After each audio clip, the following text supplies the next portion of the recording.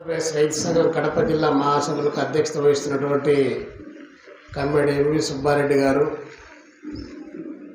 వేదికపైనటువంటి ఆంధ్రప్రదేశ్ రైతు సంఘం సౌండ్ తగ్గించు రైతు సంఘం రాష్ట్ర కార్యదర్శి కమ్మడి కౌలు రైతుల సంఘం రాష్ట్ర అధ్యక్షులు కమ్మడి కాటమయ్య గారు, అన్నమయ్య జిల్లా రైతు సంఘం జిల్లా కార్యదర్శి కమ్మడి రంగారెడ్డి గారు, కడప జిల్లా రైతు సంఘం నాయకులు జిల్లా వర్కింగ్ ప్రెసిడెంట్ కమ్మడి టక్కోలి మనోహర్ రెడ్డి గారు, పోతిరెడ్డి జిల్లా కార్యదర్శి పోతిరెడ్డి భాస్కర్ గారు, తెలుగుదేశం పార్టీ రైతు సంఘం నాయకులు శ్రీనివాసులు గారు, సిపిఐ జిల్లా కార్యవర్గ సభ్యులు కమ్మడి బషీర్నిసా గారు, కమ్మడి విజయలక్ష్మి గారు, కమ్మడి బాదుల్ల గారు, కమ్మడి శ్రీరాములు గారు, కమ్మడి రమణ గారు, అదేవిధంగా రైతు సంఘం జిల్లా ఆఫీస్ బేరర్స్ పెద్దలు చెన్నారెడ్డి గారు, శంకరెడ్డి అన్న, శేఖరు, పుల్లయ్య, సుదర్శన్ రెడ్డి, అదేవిధంగా మిగతా రైతు సంఘం నాయకులకు మన కట్ట యానాదయ్య అందరికి కూడా పేరు పేరున అభినందనలు, ధన్యవాదాలు తెలియజేస్తా ఉన్నా. రైతు సంఘం 19వ జిల్లా మహాసభ సందర్భంగా మనకున్నటువంటి శక్తి మేరకు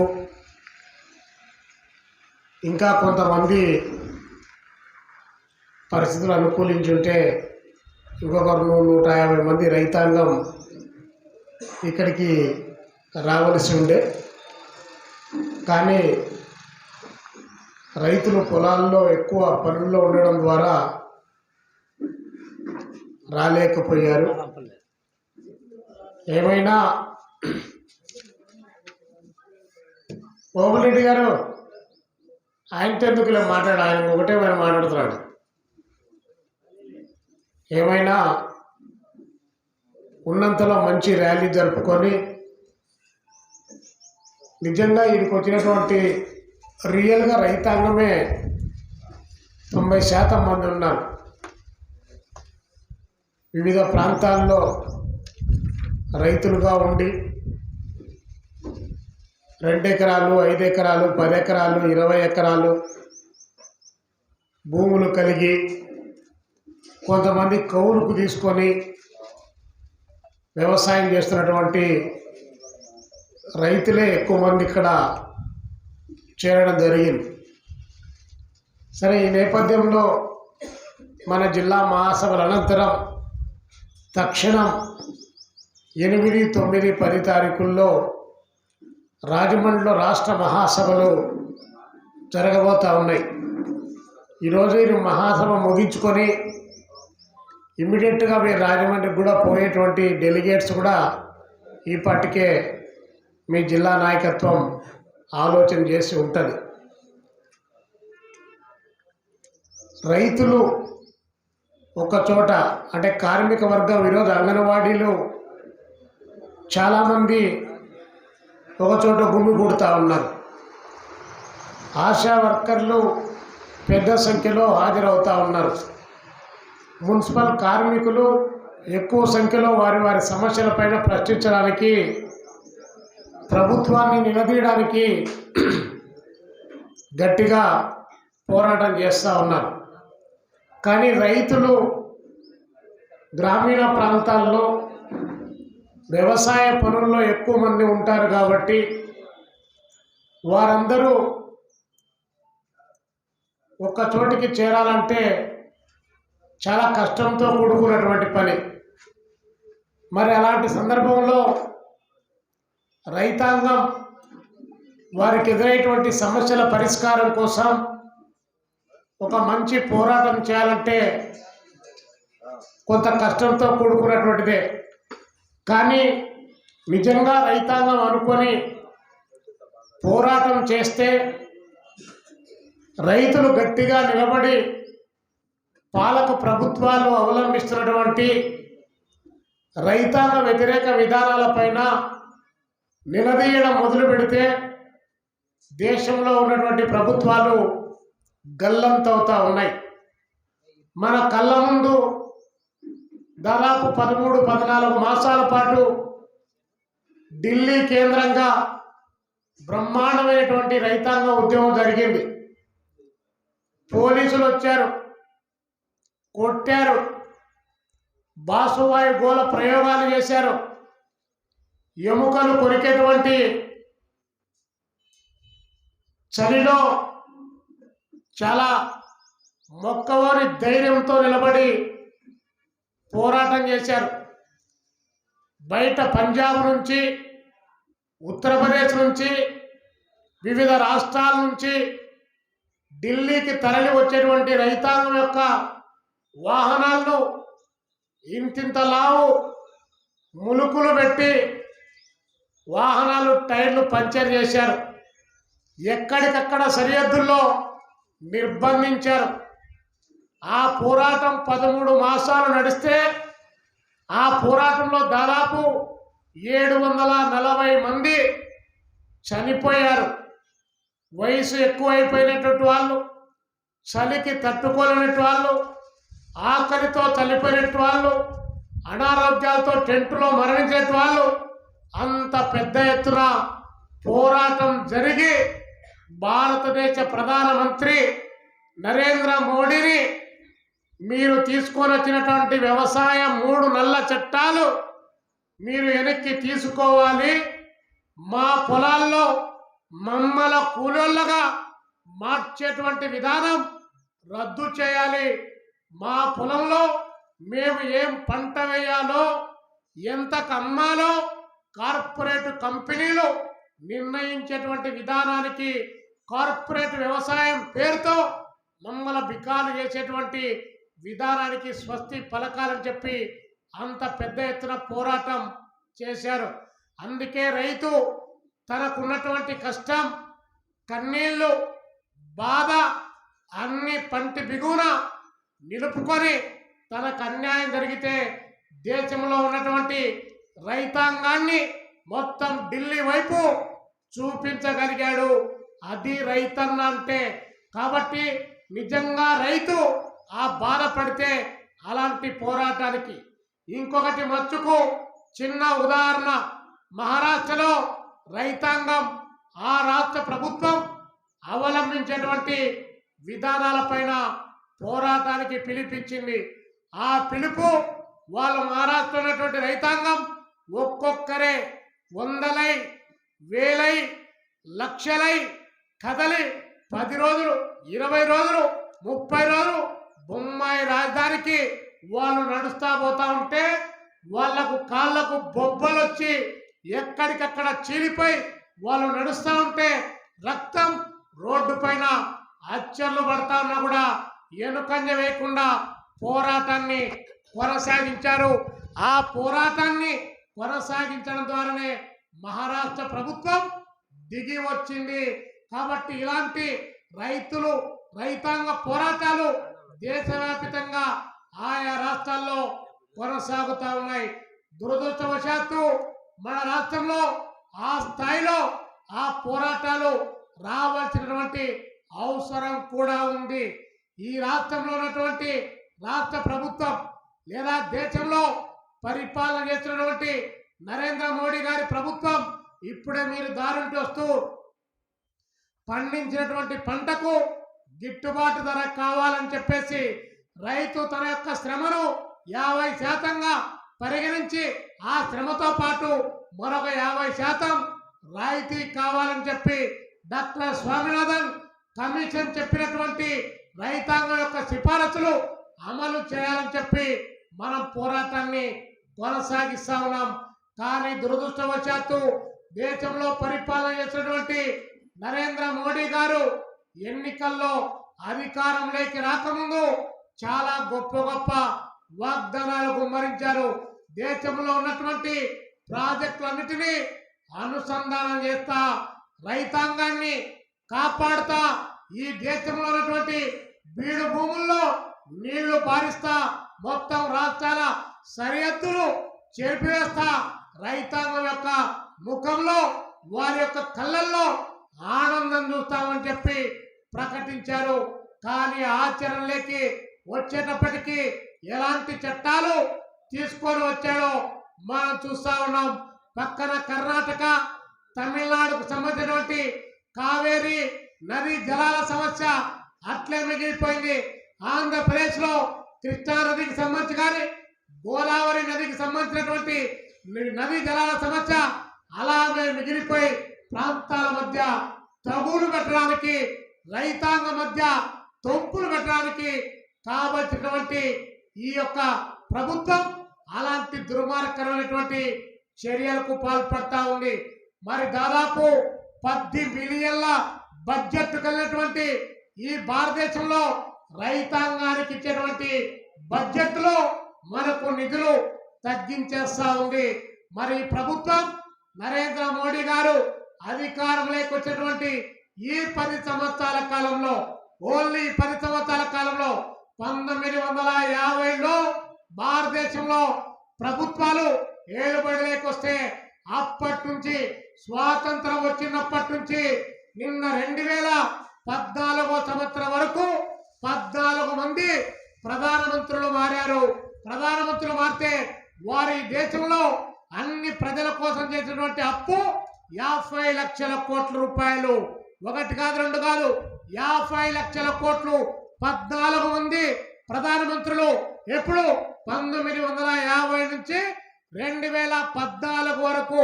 కానీ 2014 నుంచి 2023 వరకు నరేంద్ర మోడీ గారు ఈ భారతదేశ ప్రజానికాన్ని తాకట్టు పెట్టి చేసిన అప్పు 100 లక్షల కోట్ల రూపాయలు. ఒకటి కాదు, రెండు కాదు, 100 లక్షల కోట్ల రూపాయలు అప్పు చేశాడు. ఈ రోజు భారతదేశంలో ఉన్నటువంటి జనాభా దాదాపు 146 కోట్ల జనాభా ఉంది. 146 కోట్ల జనాభా ఉంటే 152 లక్షల కోట్ల అప్పు ఉంది. మరి నీకు నాకు రేపు కడుపులో ఉన్నటువంటి పుట్టబోయేటువంటి పిల్లోడి పైన పుట్టడానికి సిద్ధంగా తల్లి కడుపులో పిండాన్ని ఈ రోజు పెరుగుతున్నటువంటి వాడిపైన కూడా అప్పు చేశాడు నరేంద్ర మోడీ. మరి ఇన్ని లక్షల కోట్ల రూపాయలు అప్పు చేసినటువంటి నరేంద్ర మోడీ ఈ దేశంలో ఏ విధమైనటువంటి విధానాలు అమలు చేశాడు, ఏ కొత్త నీటిపారుదల ప్రాజెక్టులు నిర్మాణానికి సంబంధించిన దాంట్లో నిధులు కేటాయించాడు, ఏ ఉద్యోగ కల్పన కోసం, ఏ పారిశ్రామిక అభివృద్ధి కోసం ఏ విధమైనటువంటి చర్యలు ఈ దేశంలో చేపట్టాడు.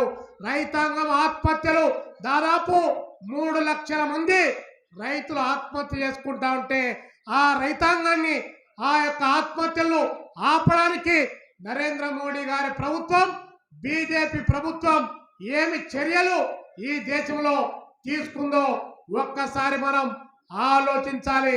కాబట్టి నరేంద్ర మోడీ గారు ఇచ్చినటువంటి గొప్ప గొప్ప వాగ్దానాలు శుష్క వాగ్దానాలుగా మిగిలిపోయాయి.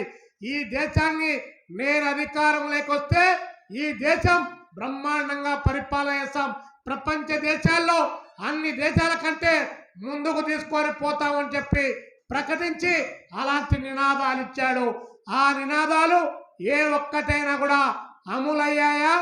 ఆయన అధికారంలోకి రాకముందు ఆ అరుణాచల్ ప్రదేశ్ లో ఒక బహిరంగ సభలో ఆయన మాట్లాడుతూ ఉంటే, ఆ ఉపన్యాసం ఇస్తూ ఉంటే అలాంటి ఒక ఆయన రైతులు ఆయన ఉపన్యాసాన్ని వినడానికి ఆ చెట్టు ఎక్కి దాన్ని చూస్తూ వాళ్ళు కింద పడి చచ్చిపోతే ఆయన పై ట్విట్టర్లో ఒక ట్వీట్ చేసి ఈ దేశంలో ఇంకా రైతులు ఆత్మహత్యలు చేసుకుంటారని చెప్పి ముసలి కన్నీరు కార్చాడే తప్ప ఆత్మహత్యల నివారణ కోసం స్వామినాథన్ కమిషన్ ఇచ్చినటువంటి రిపోర్టును ఈ భారతదేశంలో ఇంప్లిమెంట్ చేయడానికి ఆ ప్రభుత్వం ప్రయత్నం చేయకపోగా ఈరోజు దేశంలో మనం పండించిన పంటకేమో ధరలు ఉండవు.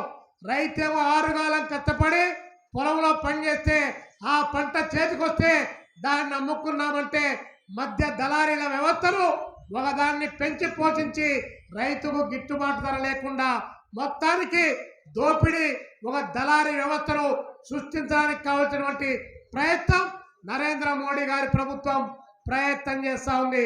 మరి అలాంటి నరేంద్ర మోడీ ఈ దేశంలో ఇలాంటి సమస్యలు పరిష్కరించకపోగా ఏంటి నిత్యావసర వస్తువుల ధరలు విపరీతంగా పెరిగిపోతా ఉన్నాయి. గ్యాస్ ధర పెరిగా, పెట్రోల్ పెరిగా, డీజిల్ ధర పెరిగా, వంట నూనెలు పెరిగా, అన్ని రకాల ధరలు ఇబ్బడి ముబ్బడిగా పెరిగిపోయి రైతులు ప్రజలు అన్ని వర్గాల వారు ఒక వైపున ఇబ్బంది పడతా ఉంటే నరేంద్ర మోడీ గారికి కళ్ళు ఉండి చూడలేనటువంటి కపోతిలాగా తయారవుతున్నాడు తప్పితే ఈ యొక్క విధానాన్ని దాన్ని నియంత్రించడానికి ఏ మాత్రం కూడా ప్రయత్నం చేయలేదు. అందుకనే నరేంద్ర మోడీ గారు అవలంబించినటువంటి విధానాలు రైతాంగ వ్యతిరేక విధానాలు. ఏ ఒక్క వర్గం కూడా సుఖంగా లేదు.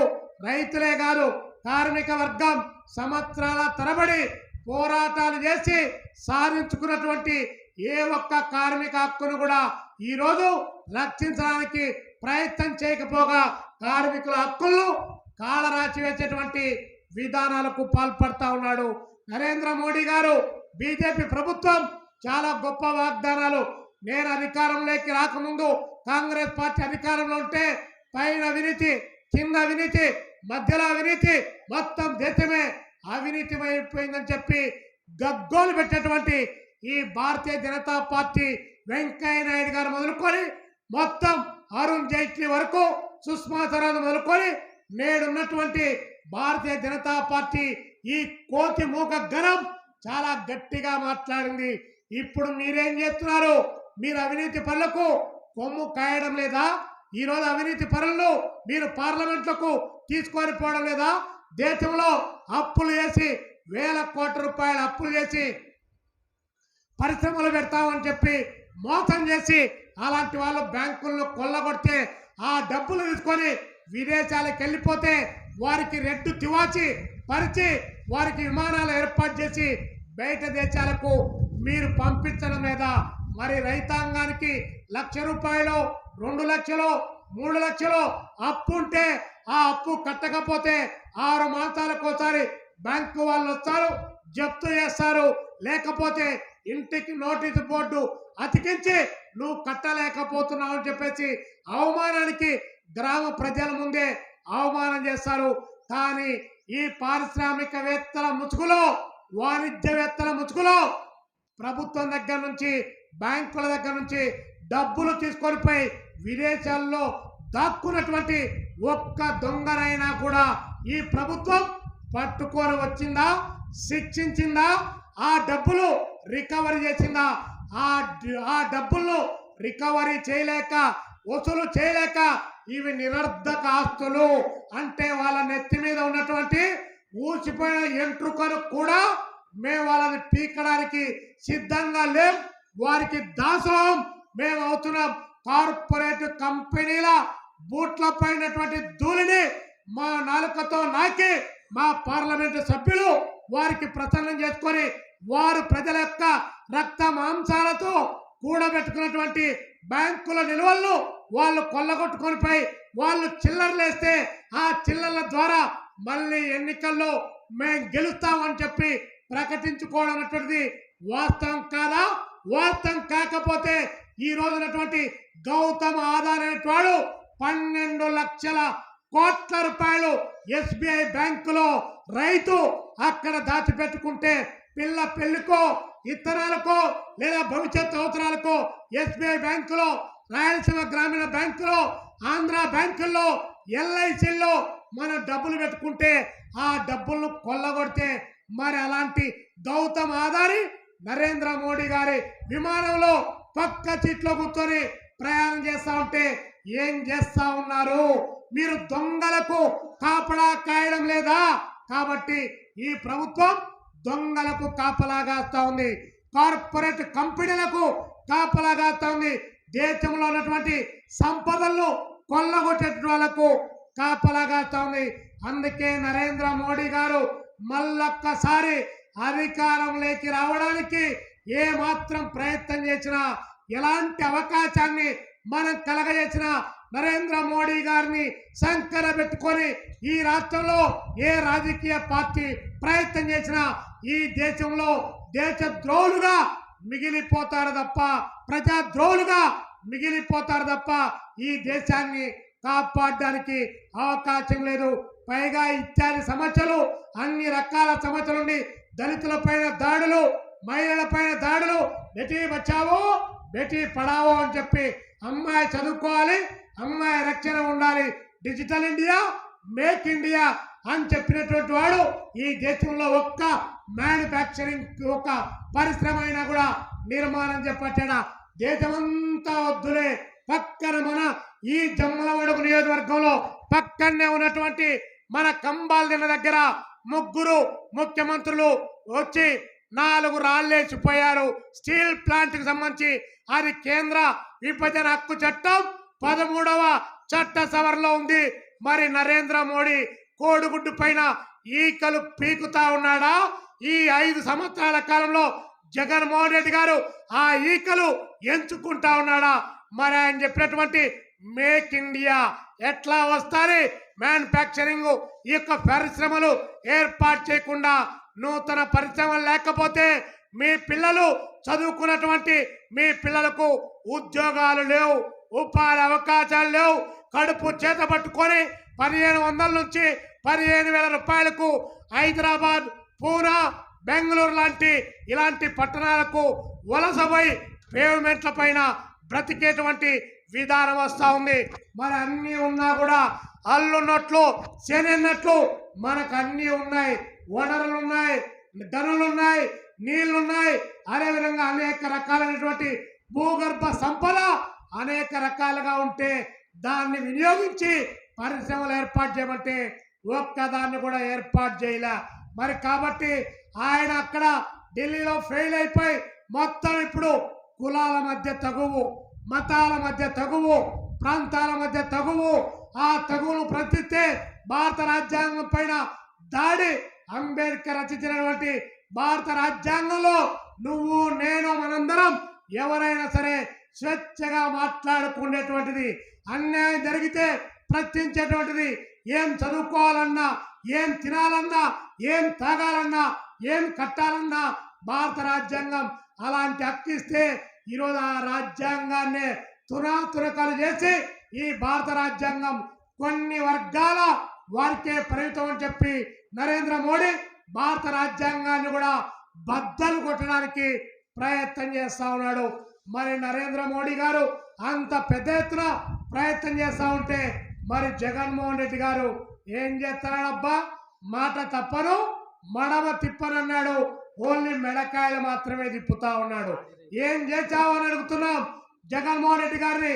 ఎవరైనా సరే ఈ జమ్మలమడుగు నియోజకవర్గంలో ఉన్నటువంటి సుధీర్ రెడ్డి గారు మొదలుకొని వైసీపీ నాయకత్వం ఈ కడప జిల్లాలో ఈ జమ్మలమడుగు ఈ ఎర్రగుంట దగ్గర నుంచి మొదలు పెడదాం. 4.5 సంవత్సరాలు 4 సంవత్సరాల 7 మాసాల కాలంలో జగన్మోహన్ రెడ్డి గారు ఈ రాష్ట్రంలో, ఈ జిల్లాలో, ఈ నియోజకవర్గంలో ఏ అభివృద్ధి కార్యక్రమానికి సంబంధించి ఏం శ్రీకారం చుట్టాడో ఒక్కసారి అడుగుతా ఉన్నాం. అభివృద్ధి అంటే బటన్ నొక్కడమేనా? అభివృద్ధి అంటే అప్పు తీసుకొని రావడమేనా? 11 లక్షల కోట్ల రూపాయలు అప్పు తీసుకొని వచ్చి ప్రజల పైన భారాలు మోపడమే అభివృద్ధి అవుతుందా? ఒక్కటైనా కూడా ఆ యొక్క అప్పు తెస్తే అప్పు తీర్చడానికి నువ్వు అప్పు తెస్తావు, రైతుగా పోయి 2 లక్షలు 3 లక్షలు అప్పు తెస్తావు. అప్పు తెస్తే ఆ అప్పు తీర్చడానికి నువ్వు తిరిగి వ్యవసాయం చేస్తావు, మళ్ళీ అప్పు తీర్చావు. కానీ అలాంటి అవకాశాలు లేకుండా జగన్మోహన్ రెడ్డి గారు ఈరోజు సంక్షేమ పథకాలే సమగ్ర అభివృద్ధి అని చెప్పి ప్రకటిస్తూ వాళ్ళందరూ నాకు ఓట్లేస్తారు, నేను మళ్ళీ గెలుస్తానని చెప్పి ఆయన ప్రగల్భాలు పలుకుతా ఉన్నాడు. మళ్ళీ లేదయ్యా, ఛాన్స్ లేదు, నువ్వే రావాలి, నువ్వే కావాలి, రావాలి జగన్, కావాలి జగన్ అని చెప్పి ఆ పాటకు కాలాతీతం అయిపోయింది. నీ అధికారం అగదాళ్ళ కట్టకాడికి వచ్చింది. ఇంకా నిన్ను ఇంటికి సాగనంపడానికి ఈ రాష్ట్రంలో ఉన్నటువంటి ప్రజానికం సిద్ధంగా ఉన్నారని చెప్పి ఈ సందర్భంగా జగన్మోహన్ రెడ్డి గారికి మేమే చెప్తా ఉన్నాం. ఎవరు ఏ వర్గం బాగుంది, రైతు భరోసా కేంద్రాలు పెట్టావు, రైతు భరోసా కేంద్రాలు పెట్టావు, భరోసా ఇస్తున్నావా? రాష్ట్రంలో రైతులు ఆత్మహత్యలు జరగడం లేదా? నివారించావా? నీటిపారుదల ప్రాజెక్టులు మళ్ళీ మనం ఏమైనా మాట్లాడితే ఇక్కడ ఒక రాజధాని, ఏది కర్నూలులో ఒక రాజధాని, అమరావతిలో ఒక రాజధాని, విశాఖపట్నంలో ఒక రాజధాని, వారిని పాచుకుల తొలేటికే పీకతోళ్ళ దగ్గర మలేటికే వెళ్తున్నా డ్యాస్ తెగుతున్నా అని చెప్పి పల్లెల్లో ఒక సామెత ఉంటే ఒక్కదానికి దిక్కు లేకపోతే 3 రాజధానులు అంట. ఆ 3 రాజధానులు నువ్వు పెట్టి ఒక్క రాయైన వేసావా? రాష్ట్రానికి రాజధాని లేనటువంటి దిక్కులేని రాజధానిగా ఈ రాష్ట్రాన్ని మలిచినటువంటి గొప్ప నేత వైఎస్ జగన్మోహన్ రెడ్డి. ఎవరికైనా డౌట్ ఉందా? నీ రాజధాని ఎక్కడంటే కర్నూలా ఎర్రగుంట్ల. ఇంకొక ఆయన చెప్తా ఉన్నాడు, ఆయనంట ఏ ఊర్లో పోయి ఇట్లాంటి ప్లాస్టిక్ కుర్చీ తీసుకొని ఆడేసుకుంటే అదే రాజధాని అంట. ఆ నాయన గారి ఆస్తి రాయిచ్చారు మీకు, ఎట్ట కావాలంటట చేయడానికి 5 ఏళ్ళు ఇచ్చారు. నిన్నేమో జనం అడిగావు ఒక్క ఛాన్స్ అని, నువ్వు 5లోనే ఫ్యాన్ తిప్పుతారని అనుకున్నావు. జనానికే దిక్కు తెలియక 7లో తిప్పారు రెగ్యులేటర్. కళ్ళు బిల్లు కనపరాలా 151 ఇచ్చారు. ఈ కరుడు చూస్తున్నావు. ఇప్పుడు చూస్తున్నాం కదమ్మా, వ్యాపారులు పాలకులైతే ఇదో ఇట్లాంటి వలసలే ప్రధానంగా కనిపిస్తాయి. కాబట్టి జగన్మోహన్ రెడ్డి గారు ఇంకను ఇంటికి పా అని చెప్పి జనం భావిస్తా ఉన్నారు. కాబట్టి ఇది జగన్మోహన్ రెడ్డి గారు ఇంకా మనకు చెప్తా ఉన్నాడు. కర్నూలులో మీటింగ్ పెట్టి ఏది రాయలసీమ రణగర్జన అని చెప్పి పెట్టాడు. ఆ పక్క అనంతపురంలో బళ్ళారి దగ్గర ఎగుభద్ర ప్రాజెక్టు కడతా ఉన్నాడు కర్ణాటక వాడు. ఆ ప్రాజెక్టు కడితే కడపకు నీళ్లు రావు, కర్నూలుకు నీళ్లు రావు, అనంతపురానికి నీళ్లు రావు. ఆ నీళ్లు రావురావు బాబు అని చెప్పి ఎవరికైనా చెప్పితే అన్న విధులు ఏమన్నాడని తొడగొట్టి 5 ఏళ్ళు అచ్చరపడేటట్టు మన వాళ్ళు కొట్టి తప్పుతా ఉన్నారు. ఆయనేమో ఆ ప్రాజెక్టు కూడా ఆపలేకపోయాడు. ఇది జగన్మోహన్ రెడ్డి గారు. ఎగుభద్ర లేదు. ఈ జిల్లాలో పక్కనే గండికోట ప్రాజెక్టు ఉంది, వామికొండ, సరవరాయి సాగరు. ఏ ప్రాజెక్టులు పిల్ల కాలువలు తయారైనాయా? ఏమీ లేకుండా అన్ని అంబక్కు మాటలతో నడిపించడానికి కావాల్సినటువంటి ప్రయత్నం చేస్తున్నటువంటి తరుణంలో రైతాంగానికి మేము కమ్యూనిస్ట్ పార్టీగా మీకందరికి కూడా విజ్ఞప్తి చేస్తున్నాం. మేము చెప్పే దాంట్లో ఏదైనా తేడా ఉందంటే మా మాట వినమాకండి. మేము చెప్పిన దాంట్లో నిజం ఉందంటే దాని ప్రకారం మీరు వ్యవహరించండి అని చెప్పి మీకందరికి కూడా విజ్ఞప్తి చేస్తూ, పైన ఆయన పోవాలి, కింద ఆయన పోవాలి, ఇండియా కూటమి రావాలి, భారతదేశాన్ని రక్షించుకోవాలని చెప్పి మీకందరికీ విజ్ఞప్తి చేస్తూ ముగిస్తా ఉన్నాను.